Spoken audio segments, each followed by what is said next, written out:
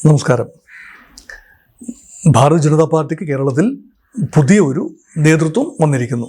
വലിയ പ്രതീക്ഷയോട് കൂടി തന്നെയാണ് മിസ്റ്റർ രാജീവ് ചന്ദ്രശേഖർ കേരളത്തിലെ BJPയുടെ നേതൃത്വത്തിലേക്ക് എത്തിയത്.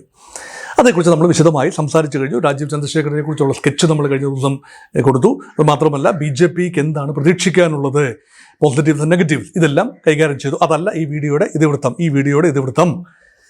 ഏറ്റവും അവസാനമായി ഇപ്പോൾ ഉരുത്തിരിഞ്ഞു വരുന്ന ഒരു ചെറിയ വിഷയം, ഭാരതീയ ജനതാ പാർട്ടിയുടെ തിരുവനന്തപുരം ജില്ലയിലെ മുൻ പ്രസിഡന്റ് VV രാജേഷിനെതിരെ വ്യാപകമായി നഗരത്തിൽ പോസ്റ്ററുകൾ പതിക്കുകയാണ്. VV രാജേഷ് നമുക്കറിയാം, വളരെ മികച്ച വാഗ്മിയാണ്, നല്ലൊരു ചാനൽ സംവാദകനാണ്, BJPയുടെ ജില്ലയിലെ പ്രമുഖ നേതാവാണ്, മുൻ ജില്ലാ അധ്യക്ഷനാണ്, സർവോപരി മുൻ സംസ്ഥാന പ്രസിഡന്റ് K. സുരേന്ദ്രനുമായി അടുപ്പം പുലർത്തുന്ന ഒരു നേതാവാണ്. അദ്ദേഹത്തെക്കുറിച്ച് ഇപ്പോൾ വന്ന ആരോപണം, BJPയുടെ പുതിയ സംസ്ഥാന അധ്യക്ഷൻ രാജീവ് ചന്ദ്രശേഖർ 2024 തിരുവനന്തപുരം പാർലമെന്റ് മണ്ഡലത്തിൽ തെരഞ്ഞെടുപ്പ് മത്സരിച്ചപ്പോൾ VV രാജേഷ് എന്ന BJP പ്രസിഡന്റ്, ജില്ലാ പ്രസിഡന്റ്, കോൺഗ്രസിൽ നിന്നും പണം വാങ്ങിക്കൊണ്ട് രാജീവ് ചന്ദ്രശേഖറിന്റെ പരാജയത്തിനായി കാര്യങ്ങൾ ഒരുക്കി എന്ന ആരോപണമാണ് നോട്ടീസുകൾ രൂപത്തിൽ വന്നത്. അത് പതിച്ചത് ആരാണെന്നറിയില്ല. ഒരുപക്ഷെ സംഘടനയിൽപ്പെട്ട ഒരു വിമത വിഭാഗമാകാം, അല്ലെങ്കിൽ മനഃപൂർവ്വമായി പ്രശ്നങ്ങൾ ഉണ്ടാക്കാൻ ഇറങ്ങിത്തിരിച്ച ഒരു വിഭാഗത്തിൽപ്പെടുന്ന ആളുകളാവാം, ആരുമാകാം. പക്ഷേ VV രാജേഷിൻ്റെ ഭവനത്തിന് ചുറ്റുപാടുമുള്ള സ്ഥലങ്ങളിലും ജില്ലാ ഓഫീസിൻ്റെ മതിലിലും മറ്റ് കാര്യാലയങ്ങളുടെ ചുറ്റുമതിലുകളിലും എല്ലാം തന്നെ മലയാളത്തിലും ഇംഗ്ലീഷിലുമായി പതിച്ചിരിക്കുകയാണ് അദ്ദേഹത്തിൻ്റെ ധനസമാഗമ മാർഗങ്ങളെക്കുറിച്ച്. കഴിഞ്ഞ 15 വർഷമായി VV രാജേഷ് എന്ന വ്യക്തി വലിയ തോതിൽ പണം ആർജിച്ചു, കണക്കിൽപ്പെടാത്ത സ്വത്തുക്കൾ ആർജിച്ചു എന്ന ഒരു ആരോപണമാണ്. ഇതൊരു വസ്തുത ആണെന്ന് പറയാനാവില്ല, ആരോപണമാണ്. ഈ ആരോപണം വന്നതിൻ്റെ പശ്ചാത്തലം എന്താണ്? ഇനി ഒരു റിവൈൻഡ് ചെയ്ത് നോക്കൂ. ശ്രീ രാജീവ് ചന്ദ്രശേഖരനെ ബാംഗ്ലൂർ പ്രവർത്തിച്ചിരുന്ന അദ്ദേഹം തിരുവനന്തപുരത്ത് മത്സരിച്ചു, പരാജയപ്പെട്ടു. വലിയ വോട്ടുകൾക്കല്ല പരാജയപ്പെട്ടത്, കേവലം 16,077 വോട്ടിനാണ് ശശി തരൂരിനോട് അദ്ദേഹം പരാജയപ്പെടുന്നത്. വോട്ടെണ്ണലിൻ്റെ ഒരു ഘട്ടത്തിൽ ശശി തരൂരിനേക്കാൾ അദ്ദേഹം മുന്നിട്ട് നിന്നു.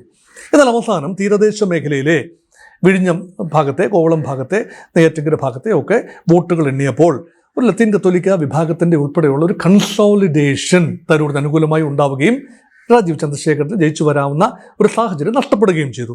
ഇനി എന്തായിരിക്കാം തിരുവനന്തപുരം സംഭവിച്ചത്? VV രാജേഷ് ഇതിനകത്ത് ഇടപെട്ടിട്ടുണ്ടാവുമോ? നമുക്ക് സ്പെക്കുലേറ്റ് ചെയ്യാൻ, എനിക്ക് ആരെക്കുറിച്ചും സ്പെക്കുലേറ്റ് ചെയ്യുന്നതിന്, ഊഹാപോഹങ്ങൾ പ്രചരിപ്പിക്കുന്നതിന് യാതൊരു അടിസ്ഥാനവുമില്ല. പക്ഷേ ഇങ്ങനെ ഒരു നോട്ടീസ് വന്നതിൻ്റെ അടിസ്ഥാനത്തിൽ എന്താണ് ഇതിന് പിന്നിലെ ഡൈനമിക്സ് എന്ന് മാത്രമാണ് ഞാൻ പറയാൻ ഉദ്ദേശിക്കുന്നത്. ഇതിന് പിന്നിലെ ഡൈനമിക്സ് ഒരു ഗ്രൂപ്പ് വഴക്കാണ്.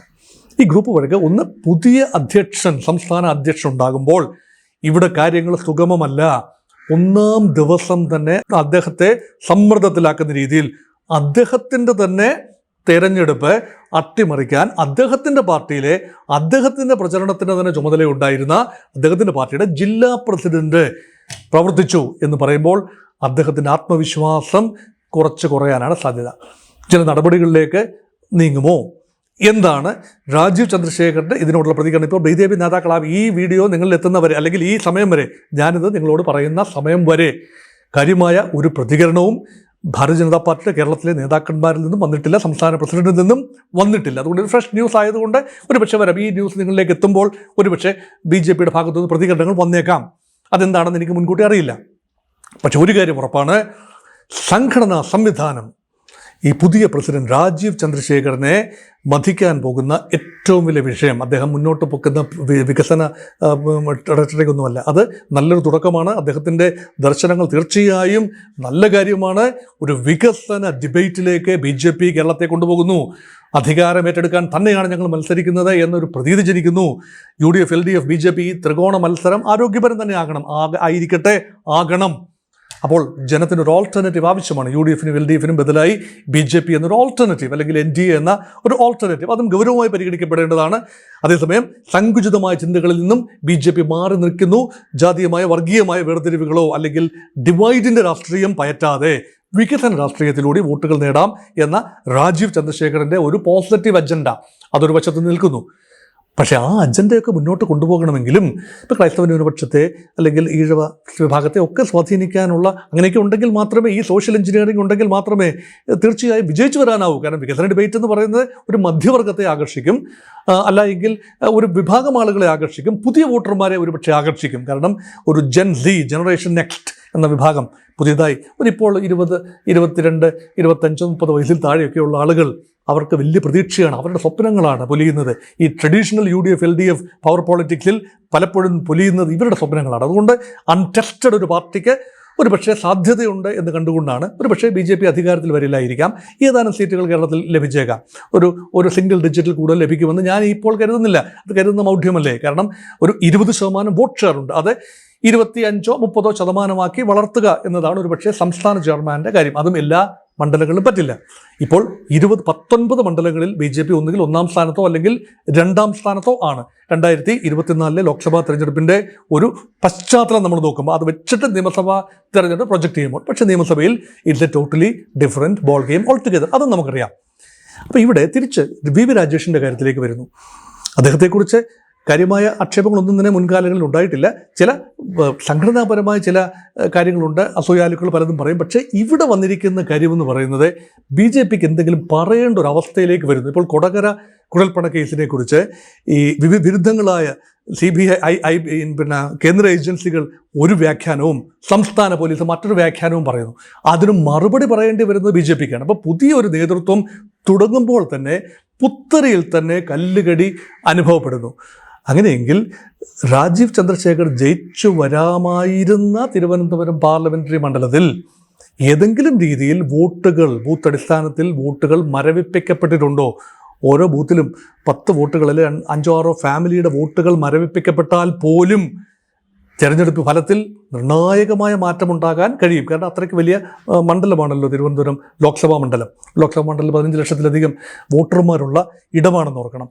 അതുകൊണ്ട് VV രാജേഷ് എന്നത് ഒറ്റപ്പെട്ട ഒരു സംഭവമാണോ, അതോ വ്യാപകമായി ജില്ലാതലത്തിൽ തെരഞ്ഞെടുപ്പ് ചുമതലയുണ്ടായിരുന്ന ആളുകൾ ഭാരതീയ ജനതാ പാർട്ടിയുടെ സ്ഥാനാർത്ഥികളെ തോൽപ്പിക്കാൻ ശ്രമിച്ചിട്ടുണ്ടോ? അങ്ങനെയെങ്കിൽ ആ പുഴുക്കുത്തുകളെ ഐഡൻറ്റിഫൈ ചെയ്യുകയും സംഘടനാ തത്വങ്ങൾ അട്ടിമറിക്കാത്തതിന് സംഘടനയ്ക്കുള്ളിൽ തന്നെ അതിന് പരിഹാരമുണ്ടാവുകയും പുനഃക്രമീകരിക്കപ്പെടുന്ന ഒരു ജില്ല അല്ലെങ്കിൽ സംസ്ഥാന നേതൃത്വത്തിൽ 4 ജനറൽ സെക്രട്ടറിമാർ ഉണ്ടാകണമല്ലോ.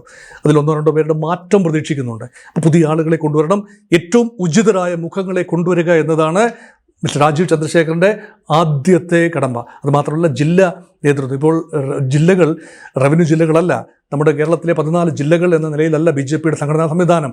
സംഘടനാ ജില്ല എന്ന് പറഞ്ഞ് ചില ജില്ലകളിൽ 3, ചില ജില്ലകളിൽ 2, അങ്ങനെ 30 ജില്ലകളാണ് BJPയുടെ സംഘടനാ ജില്ലകൾ. അതിൻ്റെ എല്ലാം അധ്യക്ഷന്മാർ ഉണ്ടാകണം, ഒരു നെറ്റ്വർക്ക് ഉണ്ടാകണം, ഭാരവാഹികൾ ഉണ്ടാകണം. ഇതെല്ലാം തന്നെ അത് കാര്യമായ കൺസൾട്ടേഷൻ അവിടെ ഇങ്ങനെയുള്ള കാര്യങ്ങൾ. ഇതൊരു പക്ഷേ വ്യാജ വാർത്തയാണെങ്കിൽ, ഇങ്ങനെ ഒരു കാര്യമേ ഇല്ല എന്ന് വെച്ചു VV രാജേഷ് പൂർണ്ണമായി സംശുദ്ധനാണ് എങ്കിൽ വ്യാജ ആരോപണങ്ങൾ ഉന്നയിച്ചുകൊണ്ട് ചില പുനഃസംഘടനാ സമയത്തെ ചില ആളുകളുടെ തല ഉരുളാനായി BJPക്കുള്ളിൽ തന്നെ കുൽസിതമായ ശ്രമങ്ങൾ നടക്കുന്നുണ്ടോ? ഇതെല്ലാം തന്നെ പുതിയ നേതൃത്വത്തിന് വലിയ തലവേദനയാണ് സംഭവിക്കാൻ പോകുന്നത്.